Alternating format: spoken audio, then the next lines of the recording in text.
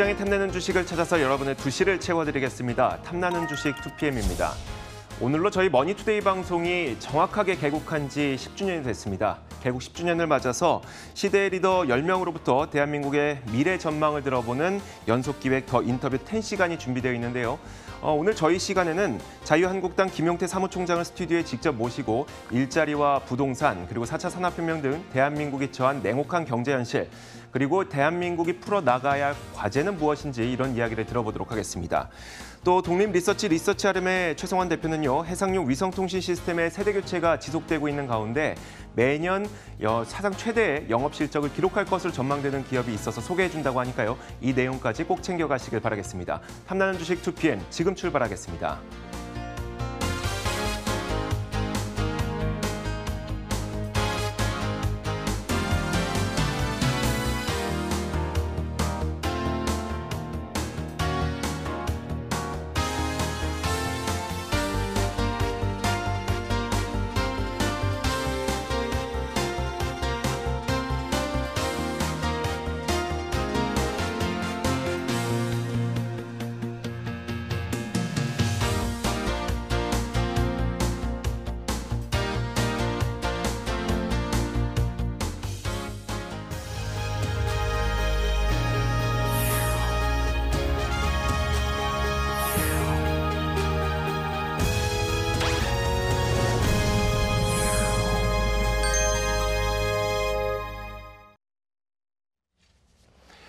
네, 시청자 여러분 안녕하십니까? 머니투데이 방송 MTN 이대호입니다. 앞에서 다른 프로그램, 다른 코너 통해서 이야기 많이 들으셨죠? 오늘 10월 1일, 2018년 10월 1일 저희 MTN이 문을 연 지 딱 10년이 되는 날입니다. 그래서 안내를 좀 해드렸던 것처럼 저희가 주요 인사들, 주요 국회의원들을 모시고 인터뷰를 차례차례 이어가 볼 텐데요. 2018 여의도에서 미래를 더 인터뷰 10입니다. 그 첫 번째 보고 있는 김용태 의원입니다. 옆자리에 나와 계시는데요. 안녕하세요. 안녕하십니까. 반갑습니다. 1회 때는 아무나 안 부릅니다. 예, 고맙습니다. 의정활동도 가장 잘 하시고 또 최근에 자유한국당에서도 당직 굉장히 좀 열심히 또 많이 맡고 계시고 네. 하고 계시는 일 굉장히 많으시더라고요, 최근에. 일단 사무총장으로서 무너진 당의 조직을 새로 세우고 우리 당에서 떠나간 민심을 되돌리는 하여튼 이 혁신 작업을 우리 새로 오신 김병준 비대위원장님과 함께 하여튼 최선을 다하고 있습니다. 국민 여러분께 꼭 약속드리는 건 저희가 변화된 모습을 반드시 보일 테니 국민 여러분 다시 한번 저희한테 관심과 이 지지를 보내주실 것을 당부드립니다. 전원책 변호사님도 이제 중책 맡으신다고. 예, 저희가 뭐 3고 초려가 아니라 5고 초려, 이 10고 초려하면서 전원책 변호사뿐만 아니라 좋으신 분들 모시려고 노력하고 있고요. 하여튼 뭐 결실을 맺도록 최후의 일각까지 한번 뛰어볼 생각입니다. 자유한국당 조직강화특별위원회 다른 위원들 어떤 분들이 이제 합류하게 되시는지도 저희가 뉴스 통해서 계속해서 한번 좀 만나보겠습니다. 김용태 의원을 저는 이제 딱 뵀을 때 그리고 항상 드는 생각이 조금 밸런스가 가장 잘 맞춰져 있는 의원 아닌가. 그러니까 중앙정치 그리고 지역구 관리 또 상임위 의정활동 굉장히 좀 밸런스를 잘 맞춰서 하시더라고요. 특히나 지역구에서는 그 지역구 무슨 날을 예, 민원의 날이라는 걸 하고 있습니다. 민원의 날. 예. 그게 이제 지역구 어떤 분 민심도 듣고 정책에 반영해야 될 것도 함께 듣고 스터디도 하는. 매달 2번씩 하는데요. 2010년도에 시작했으니까 이제 만 9년째 하고 있고 벌써요. 192회 진행했습니다. 그걸 다 세고 계셨나 봐요. 예, 뭐 저희가 뭐 당연히 파일링 해가지고 다녀가신 분들 민원을 다 기록하고 해결했는지 해결하지 못했는지 일일이 기록하니까요. 지금까지 한 2만 5천 명 정도가 다녀가셨더라고요. 저희가 통계를 내보니까. 양천구 구민들만. 뭐 이제 소문이 나서 우리 양천 구민 말고도 여러 군데서 오십니다. 심지어 지난번에는 미국에서도 오셨더라고요. 왜냐하면은 그 이민가에 있는데 여기에 이제 홀로 남겨진 그 부모님 그 민원이 있어서 우연찮게 인터넷으로 이 민원의 날 얘기를 듣고서 여기서 오셨다는 분도 있습니다. 하여튼 뭐 저는 이 민원의 날이라는 게 우리 주민들이 사시다가 힘들고 어려운 일이 있으면 이제 민원을 갖고 이제 찾아오시잖아요. 네. 뭐 저희 국회의원으로서 열심히 그 내용 다 들어드리고 특히나 그 해결할 수 있는 일들은 최선을 다해서 이제 저희가 일을 찾아서 하는데요. 거꾸로 이 민원화를 통해서 우리 주민을 돕는다는 것보다 저희가 너무 많이 배웁니다. 저한테는 정말 정치의 일종의 도장, 저희가 정치가 무엇인가를 배우는 도장이라고 생각하고 특히나 저뿐만 아니라 우리 이 보좌진들 역량 강화에도 뭐 이보다 좋은 그 수단이 없는 것 같아서 뭐 최선을 다하고 있습니다. 하여튼 뭐 양천 구민 여러분들은 민원의 날이 있어서 상당히 좀 든든하실 것 같습니다. 사실상 그 선출직 의원들의 기본이 이제 또 지역구 예. 관리, 민심 관리이기도 할 테고요. 오늘은 이제 저희가 당연히 이제 경제 이야기를 예. 해야 될 텐데 안 좋다는 이야기 하실 거잖아요, 그렇죠? 뭐 제가 안 좋다고 얘기 안 해도요. 네. 우리 국민들께서 정말 더 이상 살 수 없다. 제발 살려달라고 하시는 말씀 뭐 곳곳에다 다 듣고 계실 겁니다. 추석 민심도 그렇고 지역 구민들 이렇게 많이 만나시면서 가장 많이 듣는 이야기, 또 체감하시는 이야기 어떤 게 있을까요? 추석 때 네. 그 제 가족이 이제 차례 지내고 집에 돌아와서 점심을 먹으러 나갔습니다. 네. 식당이 모조리 문을 닫았더군요. 추석 때. 예. 아, 자, 원래 우리- 추석 때는 문을 닫. 아니요. 네. 이 추석 때도 일하시는 분들 계시죠. 네. 당연히. 그러니까 이 경제라는 게 네. 어디는 쉬지만 어디에서는 돌아가고 있어야 되거든요. 근데 이 식당이 문을 못 여는 이유는 명절 때문이 아니라 최저임금 무서워서 열 수가 없습니다. 자, 이 식당이 문을 안 열면 그 식당 주인만 손해를 보는 게 아니고요. 그 식당에 음식을 공급하는 공급자도 이를 놓칩니다. 경제라는 게 이렇게 돌아야 되거든요. 그러니까 이 경제가 어떤 한 주체가 일을 멈추게 되면 연쇄적으로 나머지 일들이 다 엉망이 되기 때문에 이 문재인 정부 한 것 중에 최악의 이 경제 실패가 이 최저임금하고 근로시간 단축을 무리하게 밀어붙이면서 경제 현장에서 이 숨통들이 다 막혀버리는 거죠. 그래서 우리가 지금 이 보이는 고통보다 훨씬 더 심각한 문제가 우리 경제 안에 암처럼 퍼지게 되었다는 게 정말 가장 심각한 문제라고 볼 수 있습니다. 근데 또 그 반대 주장을 펼치시는 분들은 그런 이야기 있잖아요. 자영업자는 이제 570만 명 정도 예. 수준인데 그 중에서 최저임금과 직결된 고용을 예. 하고 있는 자영업자들은 170만 명 수준이다 해서 예. 지금 나오고 있는 우려는 너무 좀 과장된 거다라고 지적을 하는 목소리도 있거든요. 그것도 진짜 책상머리에서 앉아서 하는 얘기예요. 예. 최저임금을 올리면 최저임금보다 조금 더 받는 분들이 계시잖아요. 네. 거기도 임금 인상을 안 할 수가 없습니다. 연쇄적으로. 그건 하나만 하는 소리고요. 특히나 자영업도 자영업자지만 영세 공업을 하시는 분, 중소기업을 하시는 분들 고통이 이루 말할 수가 없습니다. 자, 이 최저임금이 오르면 어떻게 되느냐? 큰 기업들은 사실 그걸 대비할 수 있는 여력이 있습니다. 즉 자동화입니다. 자동화와 생산 현장에 대한 합리화를 통해서 최저임금 올라가는 거에 대해서 디펜스도 할 수 있죠. 물론 결과는 고용 감소로 나타납니다. 근데 자영업이나 중소 그 기업 같은 경우에는 최저임금이 오르면 그만큼 임금을 못 주기 때문에 고용을 줄일 수밖에 없습니다.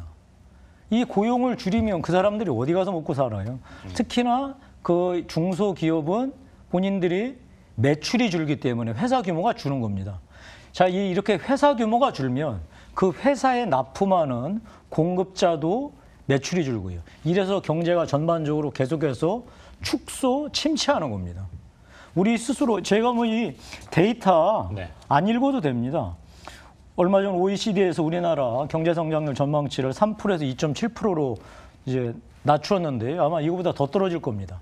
왜냐하면 바로 이 정부가 정말로 말도 안 되게 시장 대신 선한 권력이 생산 관계에 손을 대면서 결국은 경제가 축소, 침체하는 방향으로 흐르고 있다는 겁니다. 문제는 이것을 되돌릴 수 있느냐. 그렇게 안 된다는 겁니다. 참으로 정말 문제죠. 즉, 이 세상사가 그렇듯이 어떻게 좋은 시절만 있겠습니까? 잘 안 될 때는 임금도 낮추고, 그다음에 그 다들 힘을 합쳐서 일도 좀 더 하고 그래야 되지 않겠습니까? 근데 그런 것들을 근본적으로 손을 댔기 때문에 이 경제는 계속해서 이 축소 침체의 길로 갈 수밖에 없는 게 참으로 걱정이고 이 정부가 행한 소득주도 성장의 최대의 폐해가 바로 그것입니다. 그러니까 최저임금 문제, 소득주도 성장 그거는 그것만의 문제가 아니다. 연쇄적인 네. 작용까지도 계속해서 그렇습니다. 우려를 하고 예. 계시는 예. 거고. 그러니까 이제 GDP가 네. 계속 축소되는 거죠. 그 보니까 딱 1년 전에 책을 하나 내신 게 있던데 네. 책 제목이 문재인 포퓰리즘. 예, 문재인 포퓰리즘입니다. 제가 같이 동시에 이야기하게 됐는데. 예. 제가 작년 7월, 8월 2달 동안 직구하면서 그 책을 썼는데요. 네. 저는 그 책을 쓰면서 결코 제가 예상하는 대로 경제가 굴러가지 않길 바랬습니다. 근데 정확하게 1년이 지난 지금 경제가 그렇게 굴러가고 있습니다. 안 좋다는 얘기죠? 제가 그 책에서 지적한 건 복잡하지 않습니다. 이 사람들이 소득주도 성장이 현실의 벽에 부딪혀서 문제가 드러날 때 과연 터닝을 할 수 있겠느냐. 저는 그렇게 하지 못할 거라고 봤거든요. 네. 그렇게 안 하고 있습니다. 아시다시피 얼마 전에 김상조 이 정책 실장이란 분이 나와서 소득주도 성장 실패하지 않았다. 계속 밀고 가겠다. 우리 현장에서는 다 장하성 실장. 장하성 예. 죄송합니다. 장하성 실장이 이 현장에서는 이게 다 죽겠다고 정말로 아우성인데 도대체 청와대에서는 누구한테 보고를 받고 어떤 통계를 보는지는 몰라도 우리 경제 괜찮다. 그리고 소득주도 성장도 실패하지 않았다. 계속 밀고 가겠다. 이런 소리를 하는지 참으로 정말 기가 막힙니다. 길거리 가서 장사하시는 분, 기업하시는 분, 그거 누구 붙잡고 얘기를 들어보십시오. 경제가 좋다는 말이 되나.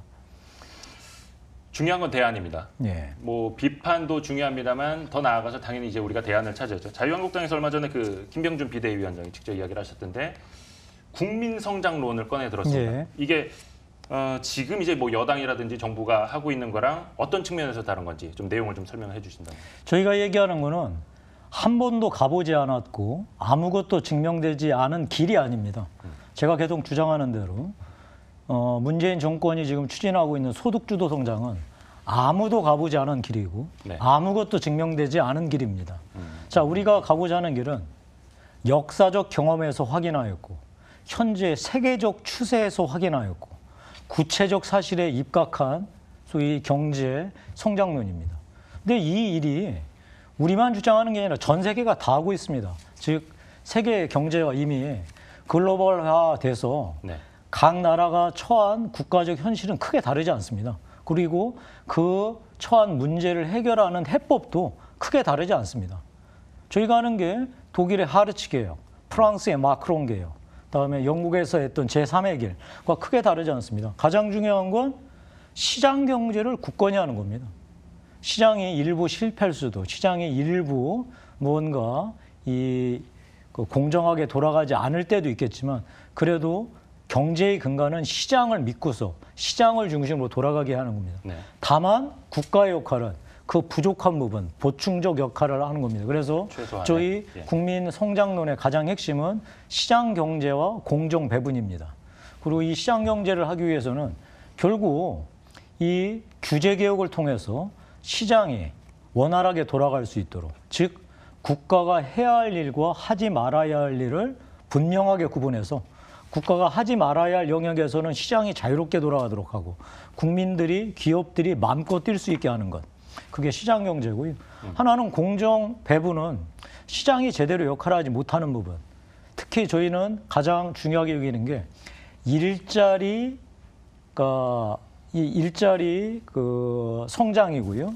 예. 또 하나는 여성과 청년이 우리 사회에서 충분히 들어와서 할 수 있도록. 그래서 저희가 일자리 사회 안전망, 여성, 청년 사회 안전망을 공정 배분의 중요한 기둥으로 세우고 저희가 안들을 가다듬고 있습니다. 조금 디테일한 정책의 차이를 좀 설명해 주실 만한 포인트가 있을까요? 이 정부는 그 방향은 얼추 뭐 다. 예, 이 정부는 시장은 사악하다. 그래서 선한 자신들 권력으로 시장에 개입해야 된다. 특히나 생산 관계에 개입한다라는 게 이 정권의 문재인 정권의 경제 정책이 처음이자 답니다.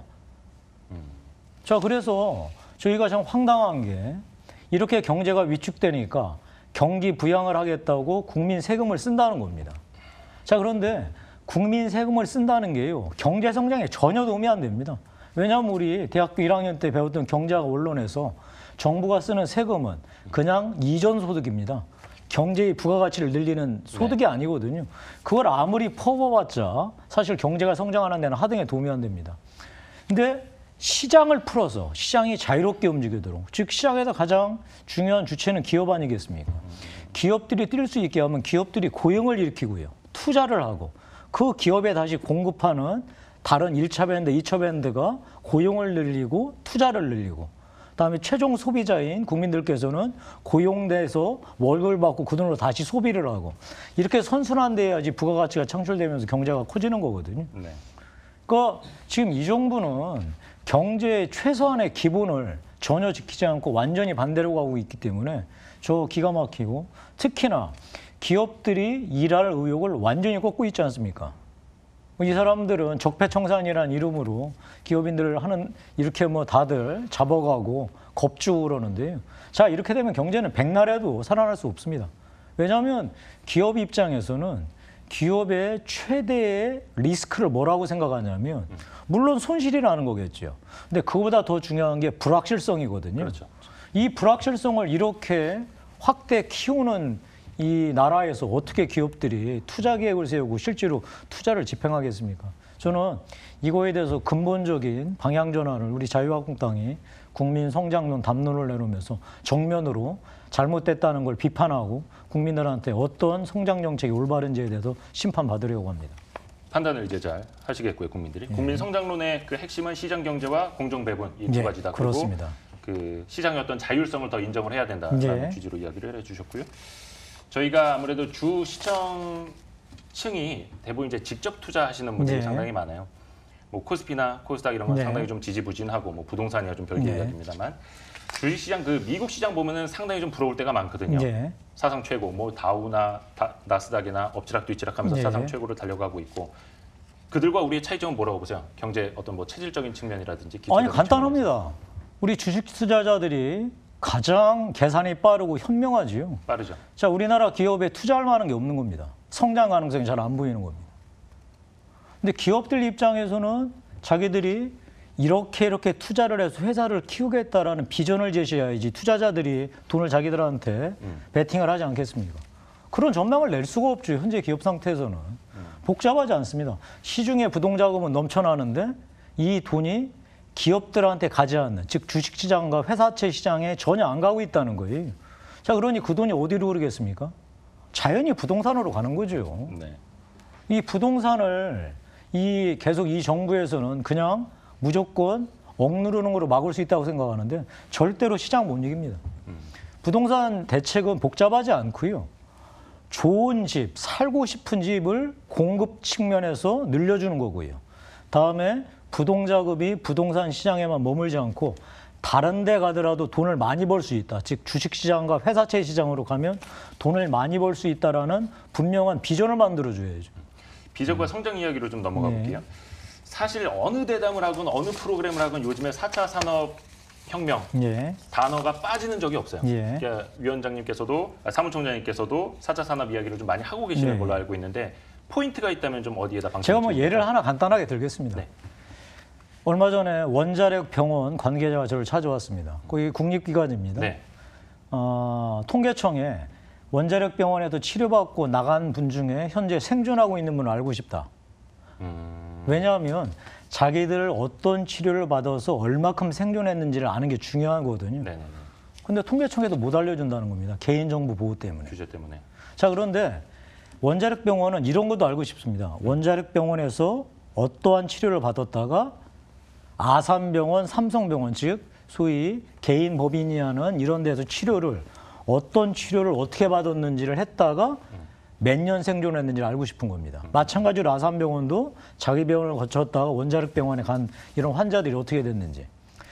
이 사람들이 한 어떤 개인이 지금 현재 치료를 받고 생존했는지를 알고 싶은 게 아니라 빅데이터를 원하는 겁니다. 그렇죠. 개인 정보를 원하는 게 아니라 통계를 그렇죠. 원하는 거예요. 작 100만 명, 500만 명씩 되면 예를 들어 만 45세 여성, 가족력 중에 암 경력 없음, 그리고 술, 담배도 하지 않았고 그런데 간암에 걸렸다.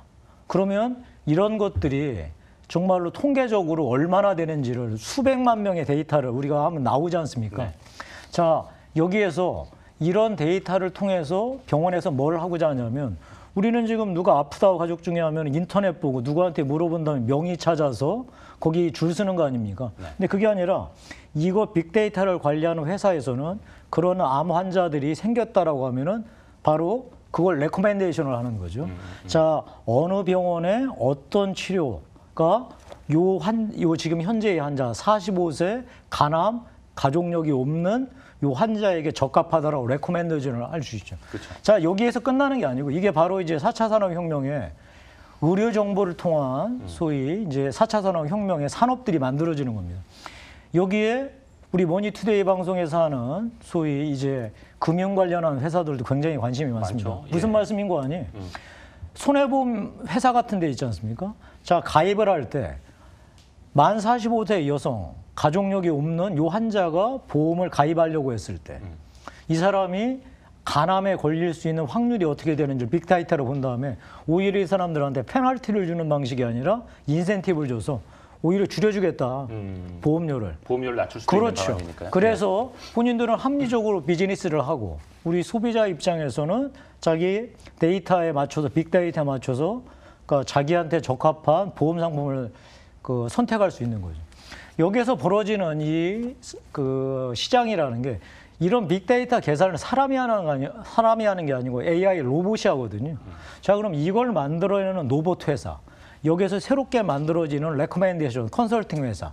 그다음에 손해보험 협회에서도 손해보험 회사에서도 네. 전혀 다른 방식으로 상품을 개발할 수 있기 때문에 바로 이런 데서 일자리가 만들어지고 여기에서 해외로 나가고 한 발 앞선다면 이런 비전을 제시한다면 투자자들이 왜 투자 안 하겠습니까? 지금 아무것도 안 되는 거예요. 그냥 말뿐인 거죠.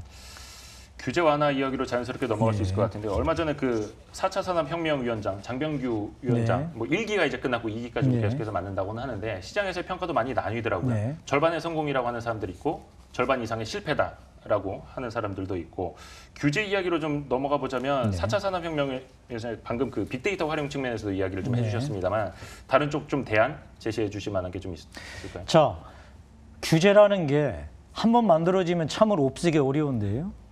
이 규제라는 게 과연 누가 만들고 이걸 왜 없애기 어려웠을까요? 저는 용어를 이렇게 씁니다. 이런 게 다 관료 때문이었습니다. 관료 규제. 지금 무슨 말인고 하니 아까 제가 개인정보 관련해서 말씀드리지 않았습니까? 사실은 이렇게 이런 걸 허용을 한 다음에 문제를 일으키는 사람은 정말로 일벌백계로 엄청난 페널티를 가해서 그런 일이 벌어지지 않도록 해야 되거든요. 근데 관료 입장에서는 이걸 허용했다가 나중에 문제가 생기면 자기들이 책임을 져야 되잖아요. 그렇죠. 자, 그래서 사전에 못하게 하는 겁니다. 바로 이게 이제 사전 규제거든요. 그렇죠. 그래서 규제가 잘 개혁되지 않았던 게 바로 관료 규제 때문이었는데 지금은 더 어려워졌습니다. 관료 규제. 무슨 말씀인고 하니 정치 규제가 들어오기 시작한 겁니다. 특히 이 정치 규제도 이데올로기 규제. 즉 개인정보나 우리 의료정보 이런 것들에 대해서 나중에 사고가 터질까 봐 우려하는 게 아니라 그런 걸 써서 사업을 하는 것은 옳지 못하다. 생각 자체가. 그렇죠. 바로 정치 규제고 이데올로기 규제죠. 뭐 뒤에 사고가 터진다 이런 건 안 따지고요. 왜 그런 식으로 돈을 벌어야 되느냐. 그런데 그렇게 얘기를 들이대면 우리는 아무것도 할 게 없습니다. 지금 전 세계는 다 이렇게 하고 있거든요. 네. 근데 거기에서 도덕교 갖다 놓고 본인들 정치인들의 도덕률을 들이대면서 이런 산업은 안 된다고 하면 우리가 도대체 어디에서 새로운 4차 산업혁명의 사업의 기회를 찾고 기업들이 기회를 만들어갈 수 있겠습니까? 일단 관료들의 좀 생각도 좀 많이 바뀌어야 된다라는 이야기. 관료들이 아니라 정치인들이 이제 더 문제입니다. 정치인들도. 바로 저기 보이는 여의도 국회의사당에 있는 여기서 멀지 않으니까요. 네. 하나만 더 여쭤볼게요. 사실 우리나라 사전 규제가 강한 이유는 사후 규제가 약하기 때문이다라는 네. 지적도 많잖아요. 그래서 네. 뭐 징벌적 손해배상제도 마찬가지고 집단소송제도 그렇고 네. 이번에 좀 뭐 정부가 더 넓힌다고는 합니다만 네. 네. 박근혜 정부 때도 시도를 했다가 안 됐던 거고 네. 이번에는 될 거라고 보시는지 네. 그리고 자유한국당 입장은 어떠신지. 이 사후 규제도요. 예. 우리가 아주 정교하게 설계를 해야 되는데 지금 계속해서 징벌적 손해배상이 무슨 만병통치약이냐 하는데 그거에 대한 악용 소지가 너무너무 많습니다. 이것도 아까 그 기업의 어떤 움츠릴 수 그렇습니다. 있는 그런 거. 저는 제가 우리 앨런 사태 잘 아시지 않습니까? 미국의 소위 초대형 금융사고. 앨런. 이 앨런 사태 때, 그러니까 대규모 회계부정 네네. 사건이었죠. 이때 앨런 CEO는 제가 아는 바로 아마 징역 30년 받았을 겁니다. 그리고 절대로 중간에 가석방 같은 거 없도록. 그리고 회사 자체는 완전히 공중분해되고요. 자, 우리가 그런 페널티를 가자는 겁니다. 규제를 열고 사전 규제를 없애고 사후 규제를 바꾼 다음에 네. 그렇게 열자는 겁니다. 제가 여기에서 꼭 드리고 싶은 말씀은 뭐냐면 네. 우리 드론이라는 게 4차 산업혁명의 총알하고 얘기들 많이 하잖아요. 네. 근데 드론의 규제에 이런 게 있습니다. 자, 이 드론을 날리다가 사고가 나서 떨어지면 네. 이게 사람한테 떨어질 수도 있고 집으로 떨어져서 사람의 생명이나 안전을 위협할 수 있잖아요. 그렇죠. 자, 이래서 이거에 대해서는 규제를 가해야 된다. 즉, 우리나라 규제의 소위 본산이라고 볼 수 있는 행정규제기본법. 네. 예, 이번 문재인 정부에서 이러한 조항을 넣으려고 합니다.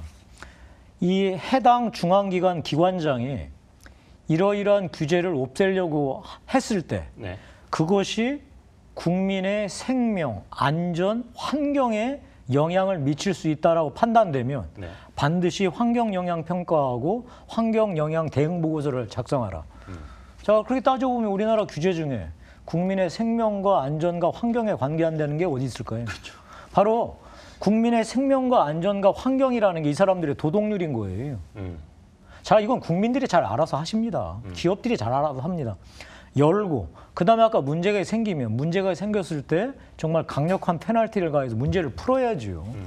이런 식으로 하면 정말 우리나라 이 4차 산업혁명의 기회가 우리 손가락 사이로 물 흐르듯이 빠져나갈까, 그게 걱정이고, 그랬을 경우 겪는 고통은 현재 제조업에 고용되어 있는 제 또래 기성세대가 아니라 아직 고용이 되지 않거나 우리 제조업이 지금 나중에 경쟁력이 약화돼서 취업 기회가 더 줄어들었을 때 우리 젊은이들이 취업해야 되는 4차 산업혁명의 기업들을 키우지 못해서 우리 젊은이들이 취업할 곳이 아무것도 없는 그런 현실이 가장 미래가 두려운 거죠. 여쭤봐야 될 게 되게 많이 남았는데 예. 빨리빨리 해야 될 것 같습니다. 예. 사실은 부동산 대책에 대해서도 이야기하실 게 굉장히 많으신 예. 걸로 알고 있는데 좀 짧게 예. 이번 뭐 9월에 나왔던 부동산 대책도 그렇고 좀 평가를 하고 넘어갈까요?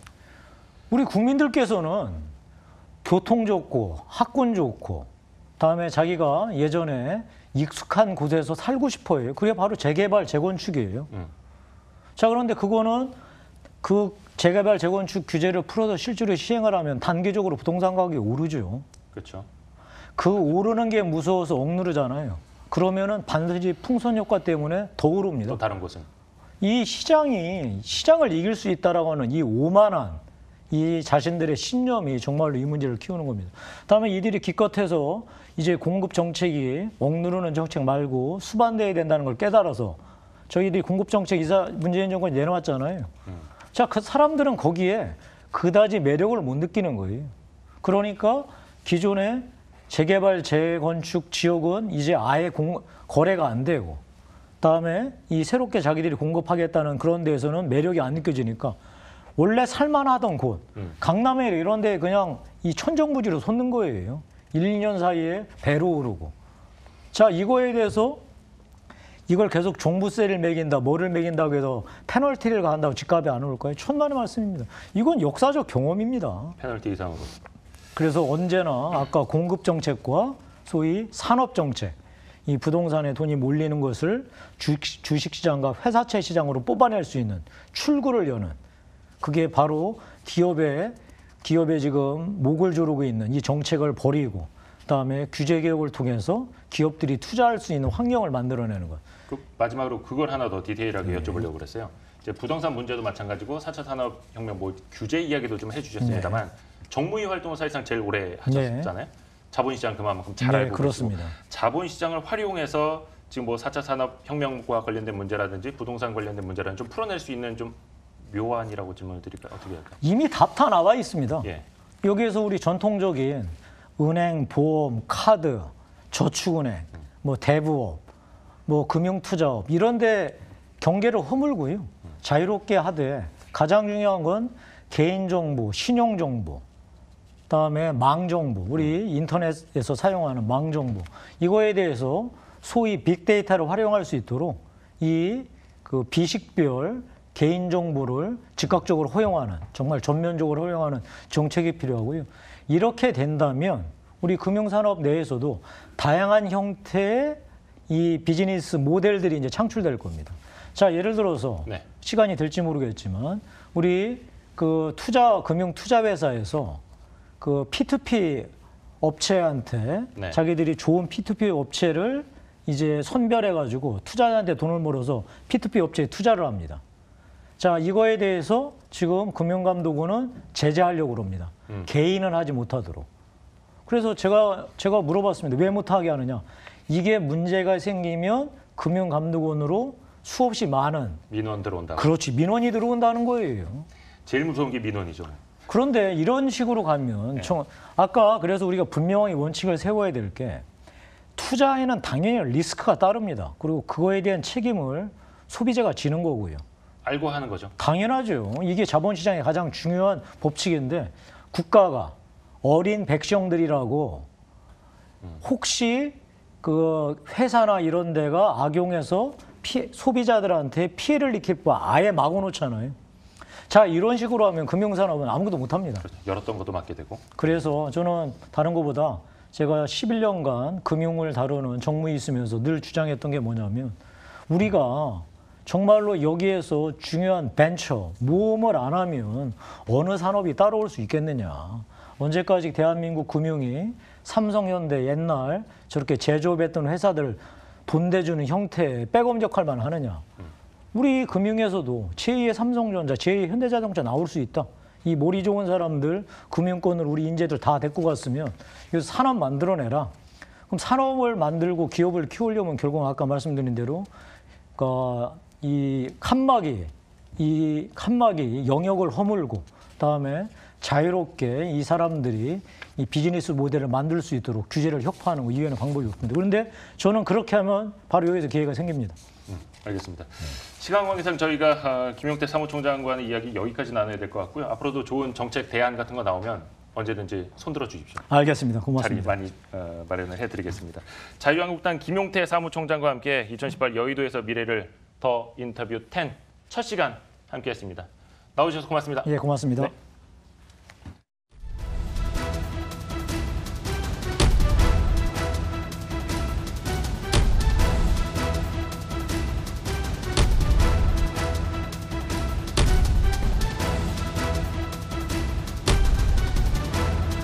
장기전으로 치닫는 미중 무역 갈등, 또다시 고개를 드는 신흥국 위기론, 평화의 길에 오른 한반도 경제 협력의 새 시대가 열린다. 혼란과 희망이 공존하는 국내외 금융시장, 불확실성을 이겨낼 돌파구는 어디인가? 머니투데이 방송 개국 10주년 특별대담 더 인터뷰 10. 경제 증시 각 분야 주요 인사와 함께 급변하는 시장 환경 속 실패하지 않는 투자 전략을 제시합니다.